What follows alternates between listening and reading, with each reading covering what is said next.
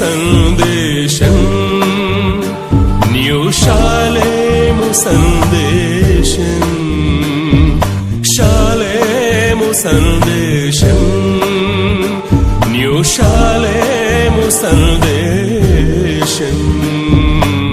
చితికిన బ్రతుకులకు, కృంగిన హృదయాలకు, రక్షణ లేని సర్వజనులకు, చితికిన బ్రతుకులకు, కృంగిన హృదయాలకు, రక్షణ లేని సర్వజనులకు షాలేము సందేశం, న్యూ షాలేము సందేశం.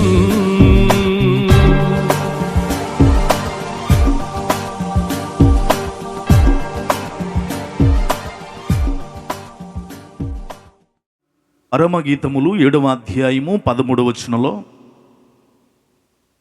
నేను నీ కొరకు దాచి ఉంచిన నానావిధ శ్రేష్ఠ ఫలములు. ఈ రాత్రి పరిశుద్ధాత్మ దేవుని ప్రేరేపణను బట్టి దాచి ఉంచిన అనే మాట మీ ముందు ఉంచాలని నేను ఆశపడుతున్నాను ప్రియులను. ఈ పరమగీతముల గ్రంథంలో సంఘానికి సాదృశ్యమైన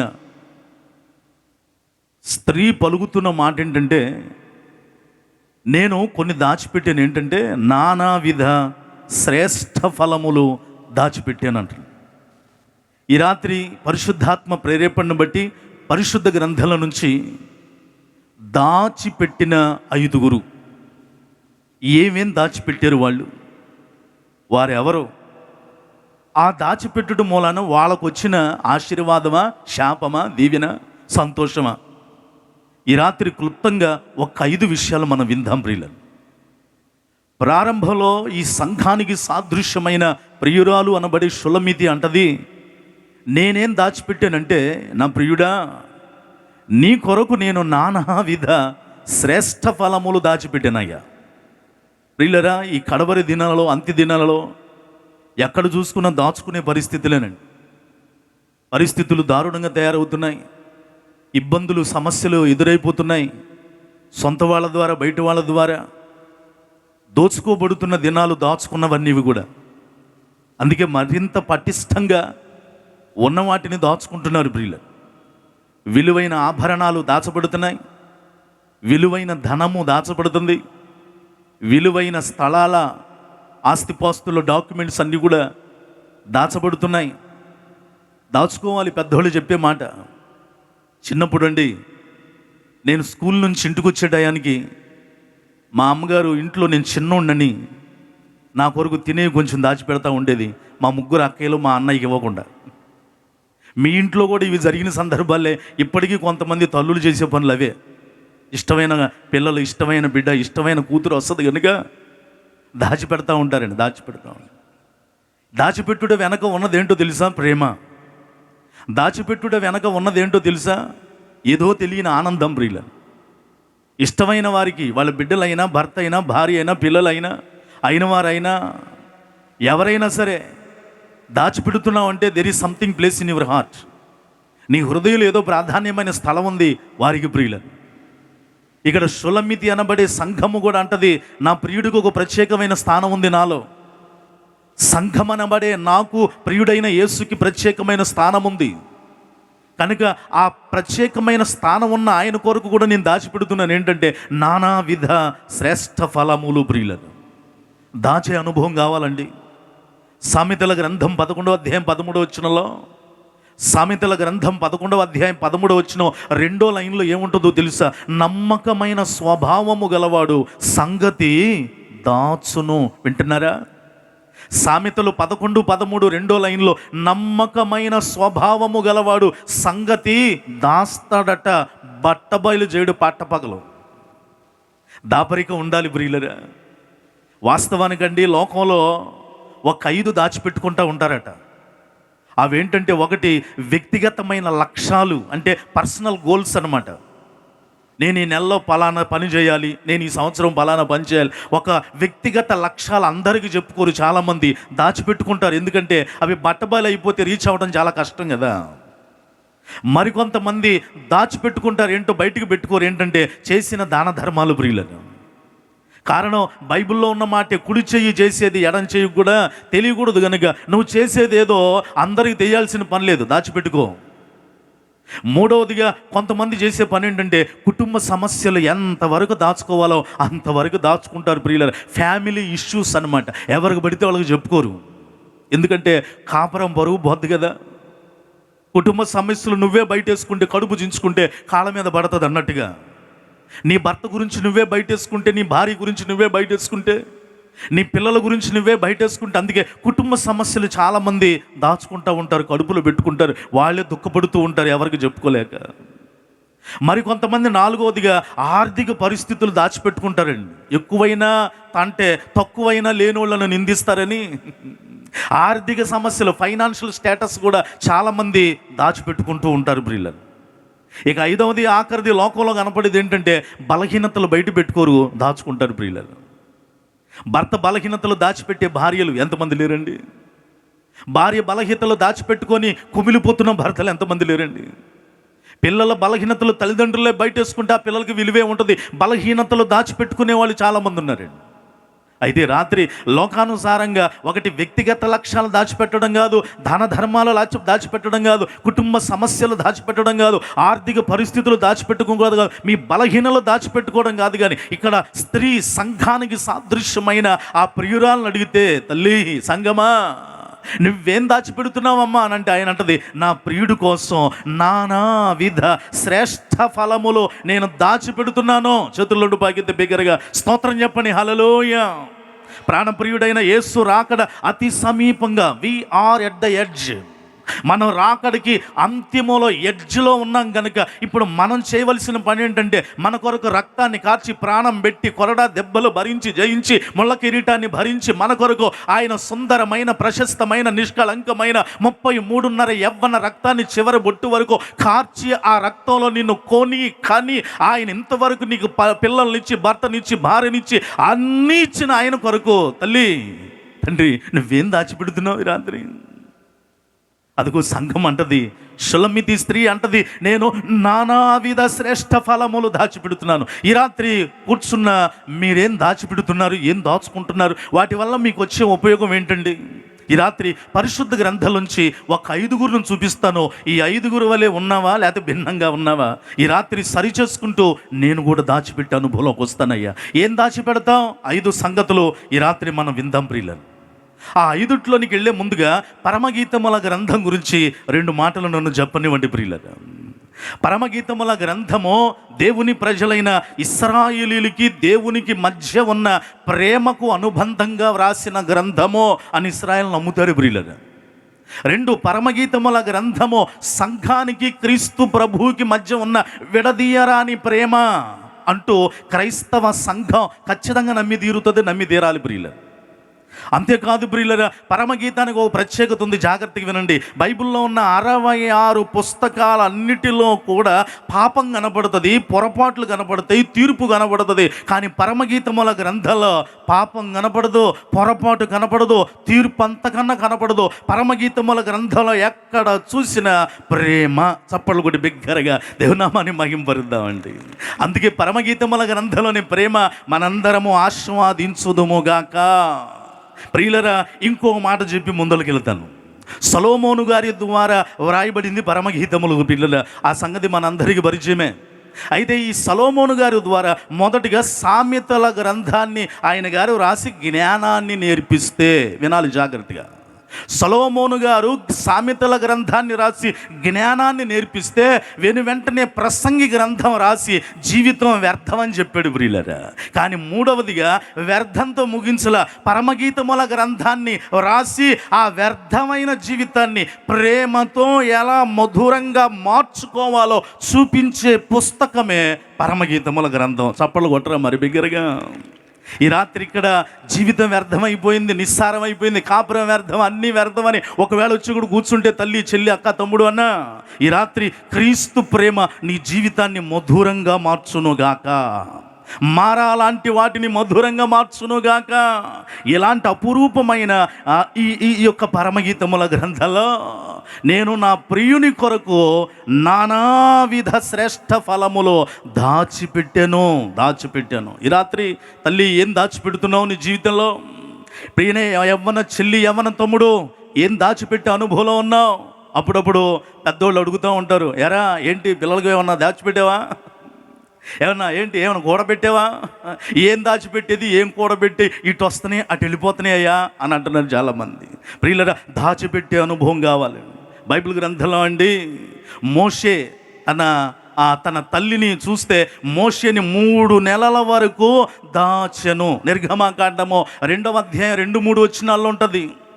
నిర్గమకాండము 2వ అధ్యాయం 2-3 వచనాలలో ఆ స్త్రీ గర్భవతి అయి కుమారుని కని వాడు సుందరుడై ఉండుట చూచి 3 నెలలు వానిని దాచెను. క్లియర్గా రాయబడి. ఎందుకంటే దాయటం, మగపిల్లలు పుడితే కాన్పు పీటల మీదే చంపేయండర్రా అని ఆజ్ఞనొచ్చిన దినాల్లో పుట్టాడు మరి మోషే.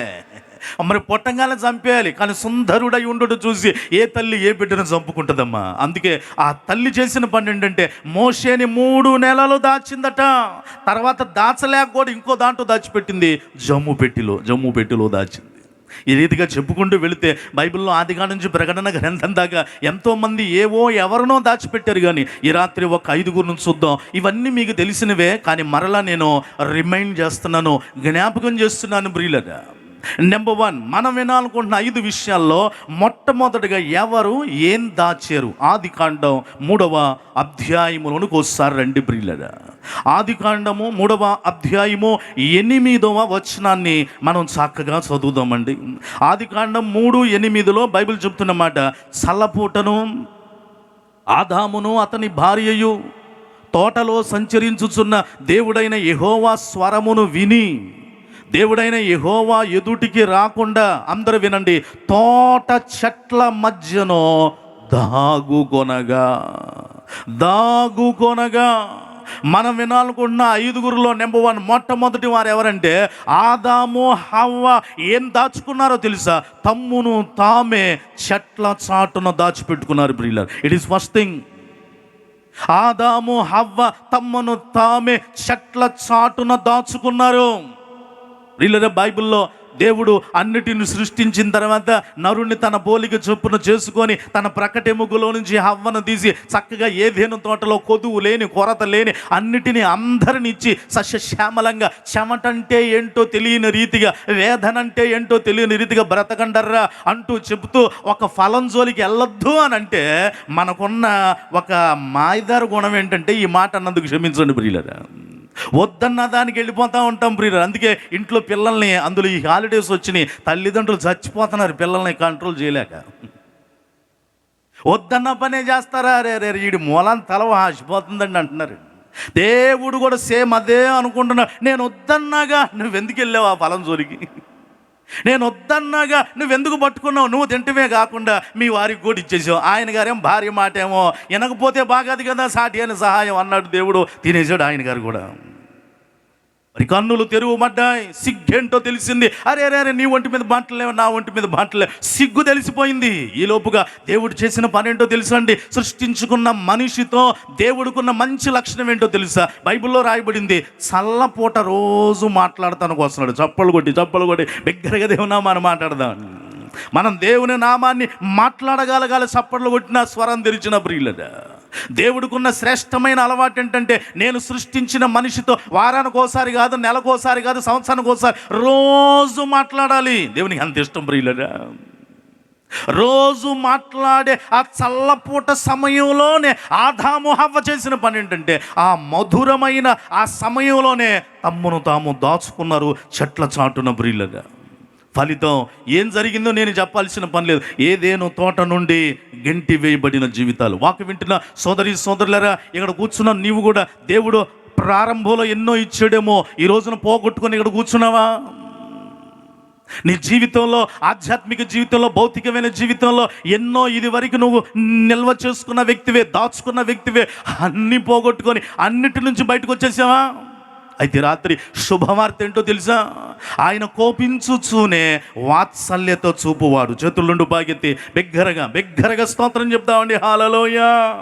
ప్రియులరా, తమ్మును తాము చెట్ల చాటున దాచుకున్న ఆదాము హవ్వలు ఏదేనులోంచి వెళ్ళగొట్టినట్టుగా వెళ్ళగొట్టబడడానికి దేవుడిని నిన్ను రాత్రి పిలవలేదండి. ఆయనలో, ఆయనతో అంతము వరకు నిలుచుదుముగాక.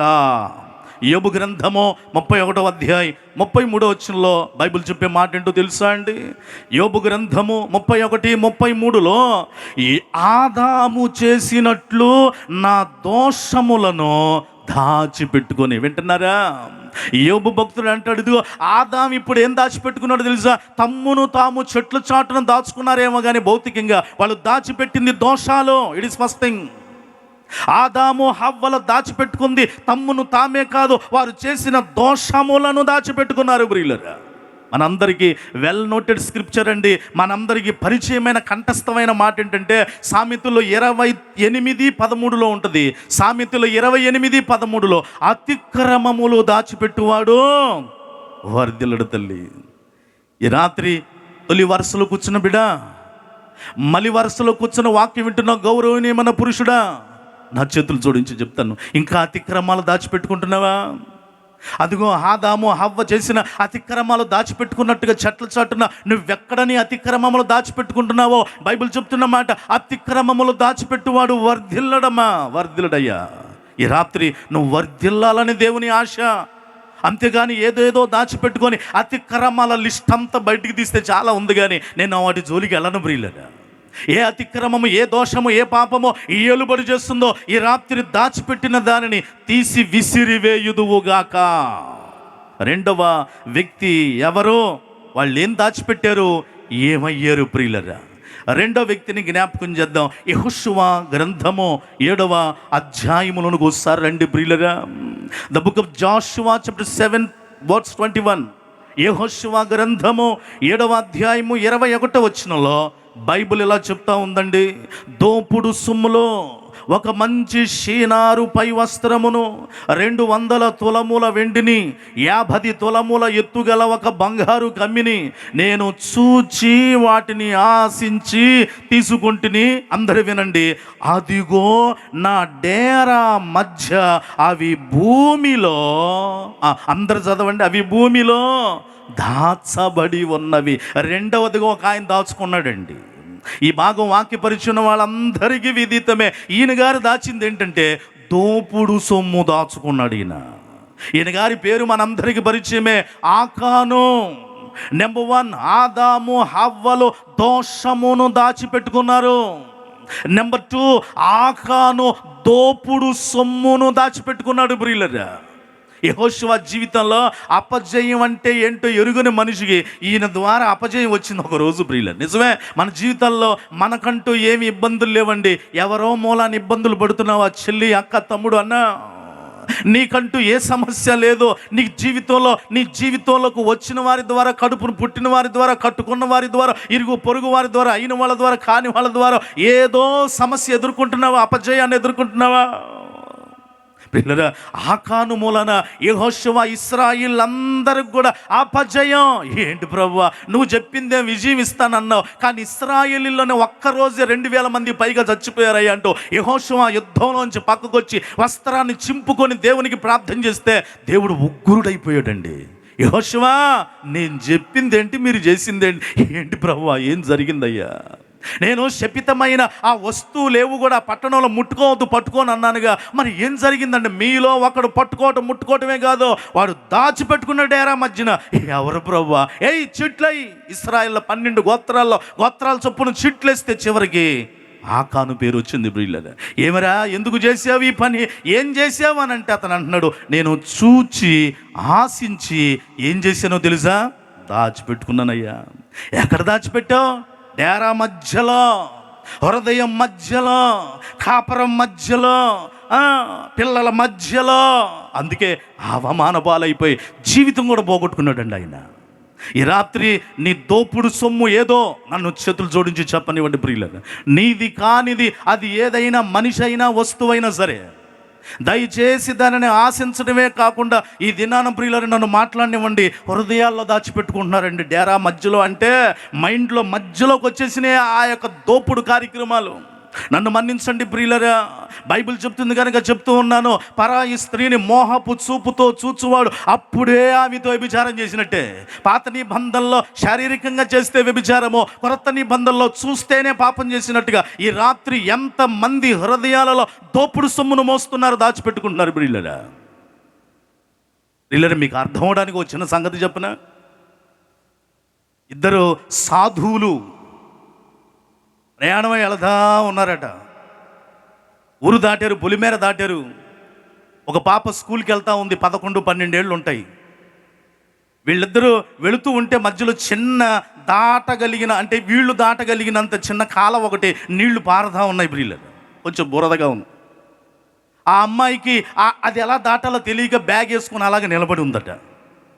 ఈ ఇద్దరు సాధువుల్లో ఒక వ్యక్తి ఆ అమ్మాయిని చూసినా సరే, ఇది మనకు తగ్గని పని, మనం గురువుగారు నేర్పింది ఏంటి, అసలు స్త్రీని చూడకూడదు, ముట్టకూడదు, పట్టకూడదు, మనకొద్దు అని చెప్పి వెళ్ళిపోయాడట ముందలకి.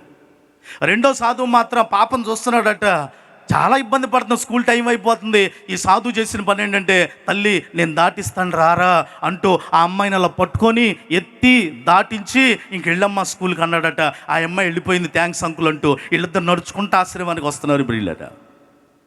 ఇప్పుడు నాకెందుకులే అనుకుంటూ ఆ అమ్మాయిని దాటించకుండా వెళ్ళిపోతున్న వ్యక్తి, ఈ దాటించిన వ్యక్తి అంటున్నాడు, ఏమిరా నువ్వు చేసిన పని? మన గురువుగారు ఏం నేర్పారు?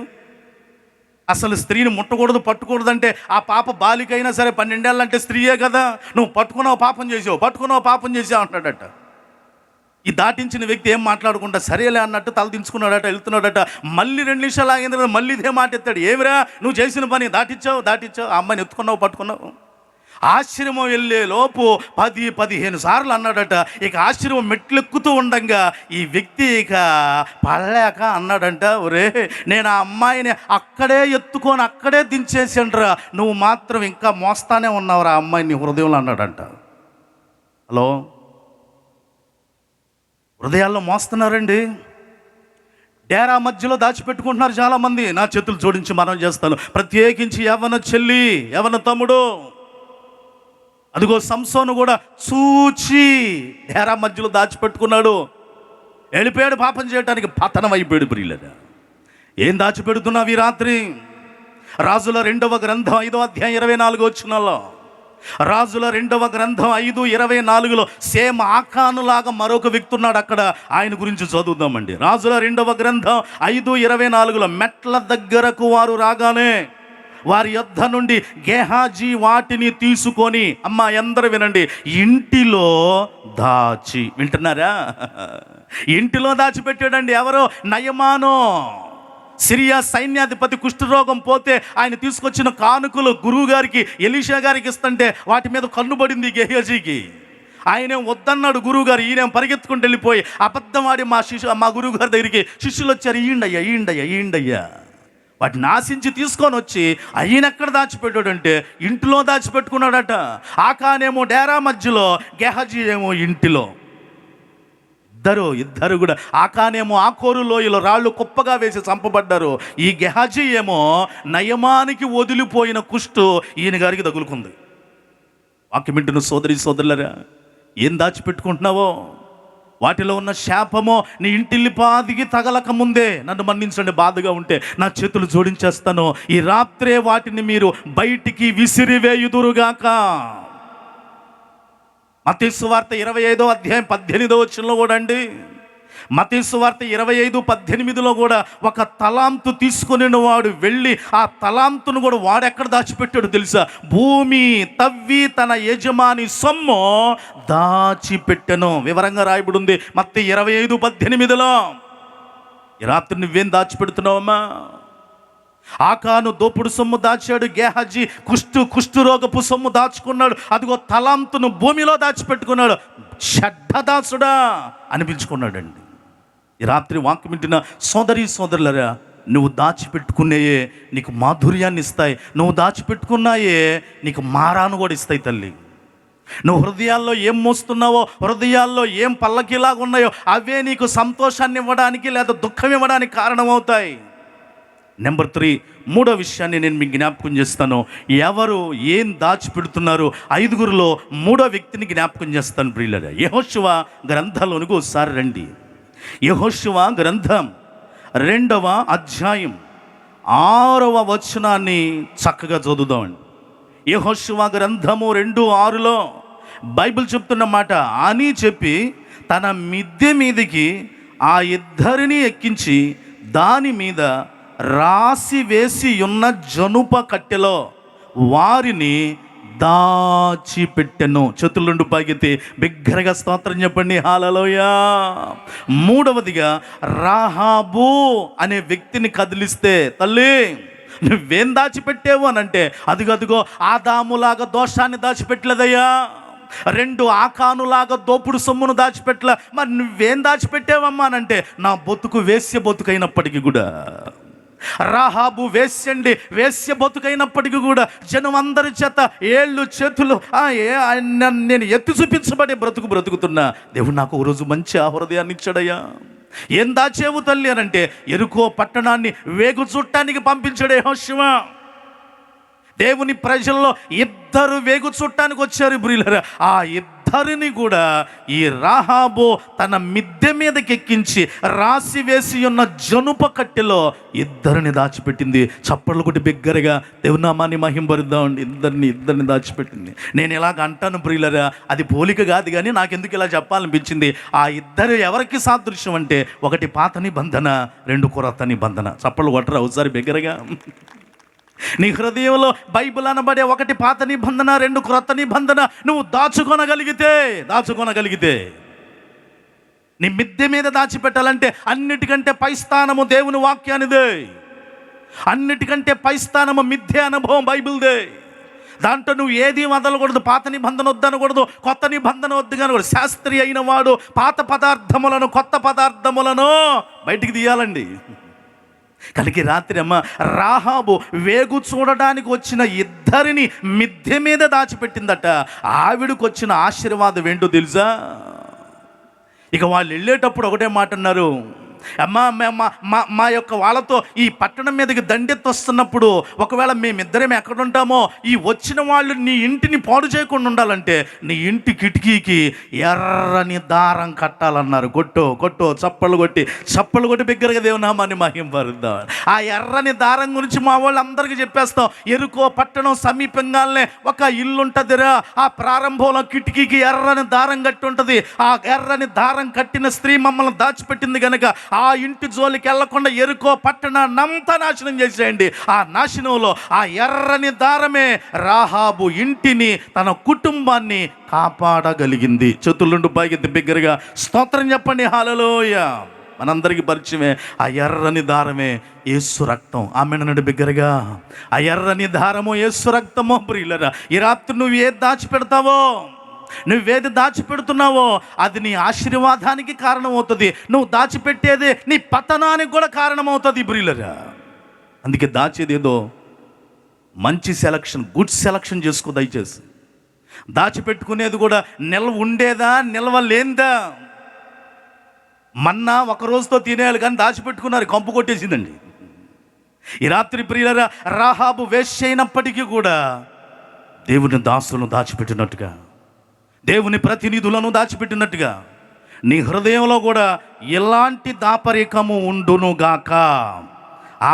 ఆమె ఆ కుటుంబము, ఆమె సంతానము, ఆమె కుటుంబం అంతా, గృహమంతా కాపాడబట్టమే కాదండి, ఆవిడకి వచ్చిన గొప్ప ఆధిక్యత ఏంటో తెలుసా? బోయాజుకు తల్లి అయిపోయింది. యేసుక్రీస్తు వంశావళిలో ఈవిడి పేరు చేర్చబడింది. చప్పళ్ళు కొట్టాలి బిగ్గరగా చప్పళ్ళు కొడదాం. యేసు ఈవిడ ద్వారా ఈవి వంశంలో నుంచి బయటకు వచ్చినట్టుగా బైబిల్ చెప్తుంది. ఎంత గొప్ప ధన్యత ప్రియులరా. ఏ విలువ లేని జీవితాన్ని రాత్రి విలువ ఇచ్చునుగాక. ఆ విలువ రావాలంటే దాచిపెట్టు దయచేసి. 4వ విషయాన్ని నేను మీకు జ్ఞాపకం చేస్తాను ప్రియులారా. నేను ముగింపులోకి వచ్చేసాను, జాగ్రత్తగా వినండి ప్రియులారా. 4వదిగా ఎవరు ఏం దాచిపెడితే ఏమయ్యారు. 4వ సంగతి ఏంటంటే రాజుల 2వ గ్రంథం తెరవండి ఒకసారి. ఇక నేను ముగింపులోకి వచ్చేసాను, జాగ్రత్తగా వినండి ప్రియులారా. రాజుల 2వ గ్రంథము 11వ అధ్యాయాన్ని ఒకసారి తెరుద్దామండి. రాజుల 2వ గ్రంథము 11వ అధ్యాయం 2-3 వచనాలు చదువుతున్నాను, జాగ్రత్త వినండి.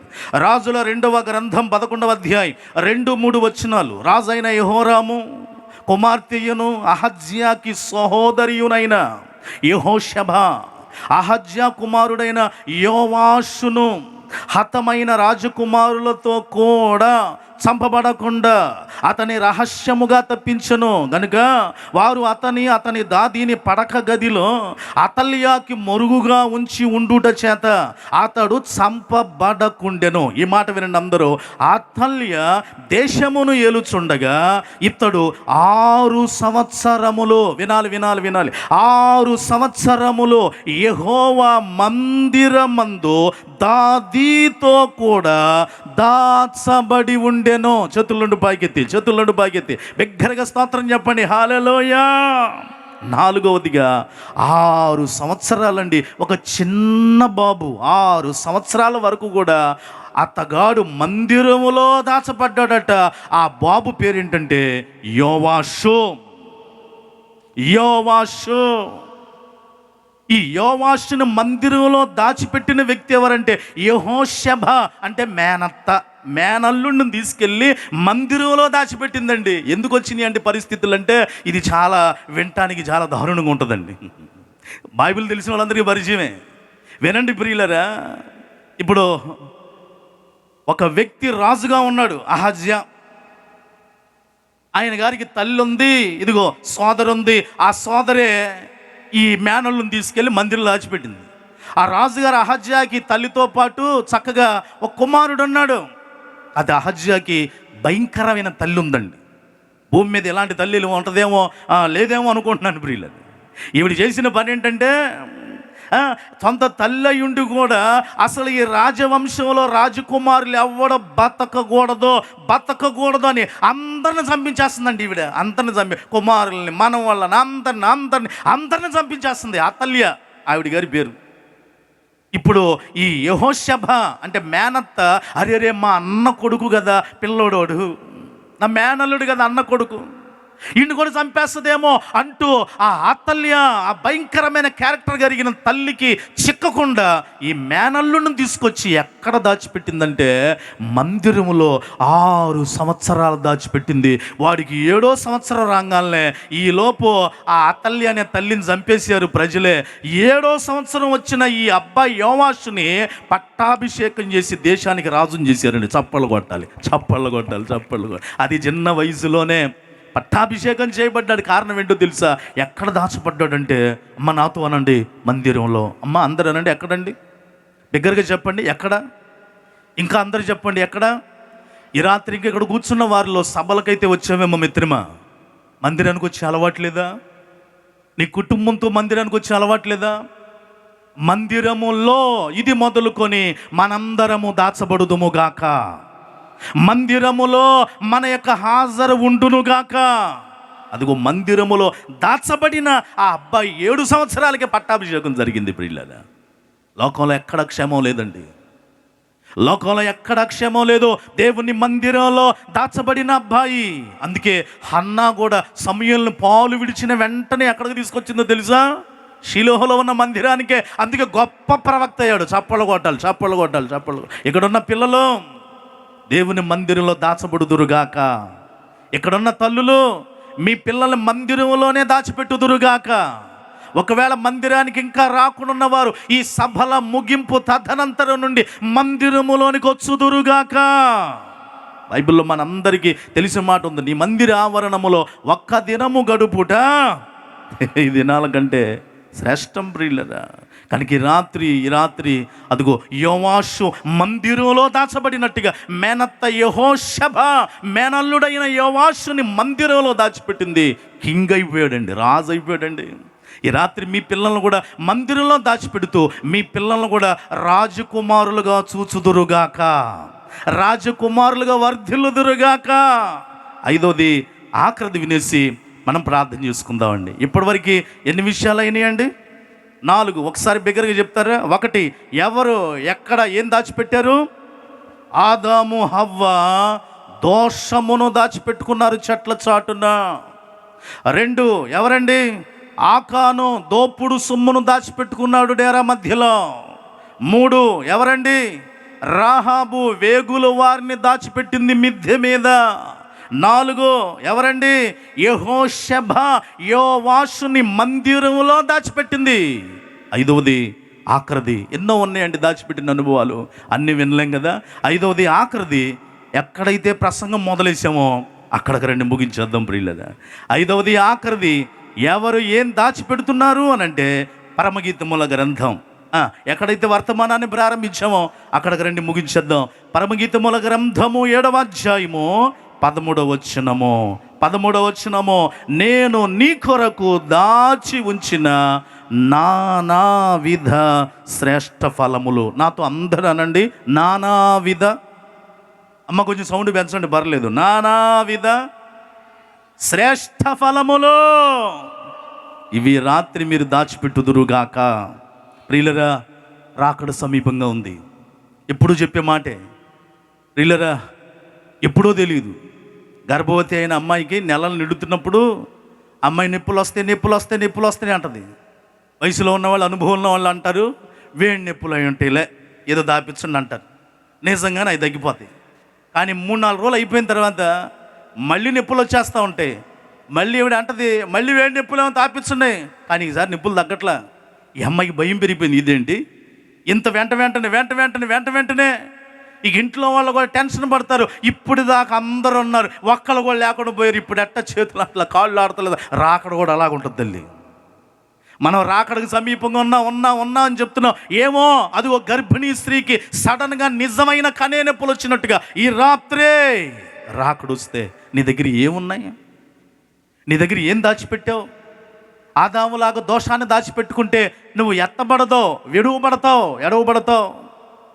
అదిగో ఒకవేళ నువ్వు కూడా ఆకానులాగా దోపుడు సొమ్మినే ఇంకా ఈ రాత్రి దాకా, గెహజీ లాగా ఈ రాత్రి దాకా దేవుడిచ్చిన వాటిని భూమిలో దాచిపెట్టిన ఆ దాసుడు వల్ల ఈ రాత్రి దాకా వాటినే దాచిపెట్టుకుంటే నన్ను మన్నించండి, వాళ్ళ జీవితాలు ఏమైపోయాయో. మనం కూడా విడవబడితే, కానీ ఈ రాత్రి రాహాబు వలే, లేదు ఈ రాత్రి ప్రియులరా యెహోషబ వలే, లేదన్నిటికీ మించి రాత్రి స్త్రీ సంఘానికి సాదృశ్యమైన స్త్రీ వలె, ప్రభువా నేను శ్రేష్టమైన ఫలాలు ఫలిస్తానయ్యా, ఆ ఫలించినవి దాచిపెడతా నీ కోసం. ఈ రాత్రి నానావిధ శ్రేష్ఠ ఫలాలు నీ కొరకు దాచిపెడతా. నానావిధ శ్రేష్ఠ ఫలాలు అంటే ఏంటి? గలతీయులకు రాసిన పత్రిక 5వ అధ్యాయము 22-23 వచనాల్లో ఉంటుంది. ప్రియులట, మనందరికీ తెలిసిన మాట, ఆత్మఫలమేమనగా, కొట్టాలి చప్పళ్ళు కొట్టాలి, బిగ్గరగా చప్పళ్ళు కొట్టాలి. గలతీ 5:22-23 ఆత్మఫలమేమనగా ప్రేమ, సంతోషం, సమాధానం, దీర్ఘశాంతం, దయాళత్వం, మంచితనం, విశ్వాసం, సాత్వికం, ఆశా నిగ్రహం, నానావిధ శ్రేష్ఠ ఫలములు ఇవి నీ దగ్గర దాచిపెట్టుకోవాలి. దోషం కాదు ఉండాల్సింది ప్రేమ, దోపుడు సొమ్ము కాదు ఉండాల్సింది సంతోషం, సమాధానం, దీర్ఘశాంతం, దయాళత్వం, మంచితనం, విశ్వాసం ఇవన్నీ ఎవరిలో ఉన్నాయంటే ఆ ప్రియుడైన యేసులో ఉన్నాయి. చప్పళ్ళు కొడతారు ఒకసారి బిగ్గరగా, చప్పళ్ళు కొడతారా? బాప్టిసం ఇచ్చే ఆహ్వానం అంటాడు, మారు మనసునకు తగిన ఫలములు ఫలించుడు, ఇవే నానావిధ శ్రేష్ఠ ఫలాలు. ప్రియులరా, ఈ రాత్రి ఏ ఫలం లేక అంజూరపు చెట్టు మాదిరిగా ఎత్తు బాగా పెరిగావు, కొమ్మలు బాగా విశాలంగా ఉన్నాయేమో. నేనంటే ఇజ్రాయెల్ దేశం వెళ్ళినప్పుడు, ఏంటా అంజూరపు చెట్టు గురించి యేసుప్రభు అలా చెప్పాడా? ఆకులేవి ఇంత పెద్దగా ఉంటాయంట, కానీ ఫలాలు లేవంటూ నేను దగ్గరికి వెళ్ళి అంజూరపు చెట్టు చూశాను. ప్రియులదా, అంజూరపు చెట్టు పట్టుకుంటే నిజమే, ఒక్కొక్క బాగా పెరిగిన చెట్టు 25 అడుగులు ఎత్తుండదండి. దాని కొమ్మలు 15 అడుగులు వెడల్పు ఉంటాయి, అస్సలు దిట్టంగా ఉంటాయి ఆకులు. రైతు ఆ గట్టు మీద నుంచొనే చెప్పేస్తాడట, 25 అడుగులు ఎత్తు 15 అడుగులు వెడల్పుతో అంజూరపు చెట్టు ఆకులుంటే కళ్ళు మూసుకొని, ఆకులు చాటున ఫలాలు మూసుకొని కళ్ళు మూసుకొని కోసేయచ్చట. అందుకని వెళ్ళి ఎత్తకండ్రా బాబు అని అంటే ఒక్క ఫలం దొరకట్లేదండి. ఎత్తు బాగా పెరిగాం, సైజు బాగా పెరిగింది, కానీ ఫలం లేదు. లోకానుసారంగా అన్నీ దాచిపెట్టుకొని సైజు పెరిగావేమో పాపంలో, శాపంలో, లోకంలో, శరీరాశిలో, నేత్రాశిలో, జీవపడంబాల్లో, అల్లరితో కూడిన ఆటపాటల్లో, నానావిధ శ్రేష్ఠ ఫలాలు లేకపోతే ఈ రాత్రి విడవబడితే వెళ్ళేది ఎక్కడికో తెలుసా? అగ్ని ఆరదు, పురుగు సావదు. కనుక మనం ఏం దాచిపెట్టాలి? వాస్తవానికండి రక్షించబడిన వాళ్ళందరూ కూడా దాచబడిన వాళ్ళే. ఆమెనడు బిగ్గరగా. రక్షించబడిన వాళ్ళందరూ కూడా ఎలాంటి వాళ్ళండి? దాచబడిన వాళ్ళే. ఎక్కడ దాచబడ్డామనంటే కొలస్సీలకు రాసిన పత్రిక 3వ అధ్యాయం 3వ వచనం. ప్రార్థన చేసేస్తాను ఇక.